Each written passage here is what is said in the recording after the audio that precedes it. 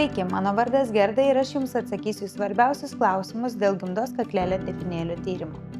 Kas tai yra gimdos kaklelio tepinėlio tyrimas ir kodėl jį būtina atlikti? Šis tyrimas padeda užkirsti kelią gimdos kaklelio vėžiui. Tyrimas nustato žmogaus papilomos virusą ir gimdos kaklelio ląstelių pokyčius. Per šį tyrimą paimamas mažas ląstelių mėginėlis iš jūsų gimdos kaklelio. Gimdos kaklelio tyrimas turėtų užtrukti ne mažiau nei 5 minutės.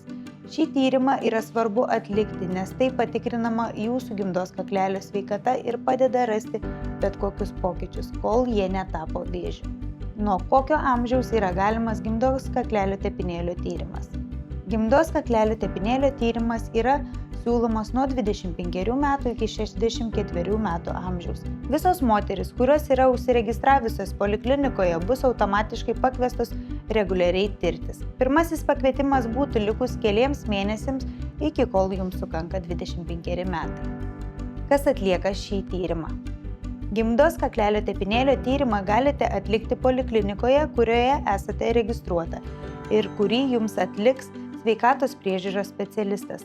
Kai kuriuose vietovėse šį tyrimą galite atlikti vietinėje seksualinės sveikatos klinikoje. Ar šis tyrimas yra skausmingas? Kiekvienos moters patirtis yra skirtinga. Kai kurios moteris gali jausti diskomfortą, tyrimas gali būti šiek tiek nemalonus, bet neturėtų būti skausmingas. Jei jaustumėte skausmą ar didelį diskomfortą, atminkite, kad jūs visada galite sustabdyti šią procedūrą. Kaip pasiruošti šiam tyrimui? Planuokite šį tyrimą nemenstruacijų metu ir venkite tyrimo 2 dienas po arba prieš menstruacijas. Taip pat prieš tyrimą venkite lytinių santykių, makšties gelių ar vaistų naudojimo, nes tai gali įtakoti jūsų tyrimo rezultatus. Kas tai yra žmogaus papilomo virusas? Žmogaus papilomo virusas yra dažnas virusas, kurį dauguma žmonių turės net to nežinodami.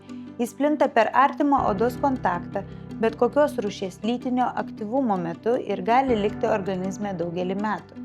Žmogaus papilomo virusas kartais gali nesukelti jokių problemų, tačiau kartais gali sukelti nenormalių ląstelių atsiradimą jūsų gimdos kaklelėje, kurios laikui bėgant gali virsti vėžiu, jei nebus gydoma. Ar reikia atlikti gimdos kaklelio tepinėlio tyrimą, jei gavote vakciną? Žmogaus papilomo viruso vakcinos apsaugo nuo labiausiai paplitusių žmogaus papilomos virusų, kurie sukelia gimdos kaklelio vėžį. Tačiau, net jei buvote skiepyti, svarbu atlikti reguliariai gimdos kaklelio tepinėlio tyrimus, kai jums sukaks 25 metai. Žmogaus papilomo viruso vakcinos neapsaugo nuo visų rūšių, kurie gali sukelti gimdos kaklelio vėžį. Ar reikia atlikti šį tyrimą, jei nesate seksualiai aktyvi?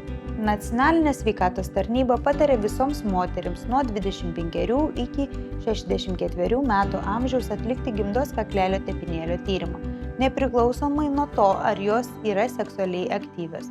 Jei niekada neturėjote lytinio kontakto, galite atsisakyti šio tyrimo. Jei nesate tikra, ar reikia jums atlikti gimdos kaklelio tepinėlio tyrimą, visada galite pasitarti su savo šeimos gydytoju. Kaip būsite informuoti rezultatu? Rezultatai paprastai gaunami laišku per 2 savaites. Jūsų gimdos kaklelio tepinėlio tyrimų rezultatai bus paaiškinti laiške, kuriame bus nurodyta, ar jūsų mėginėlyje buvo rasta žmogaus papilomo viruso.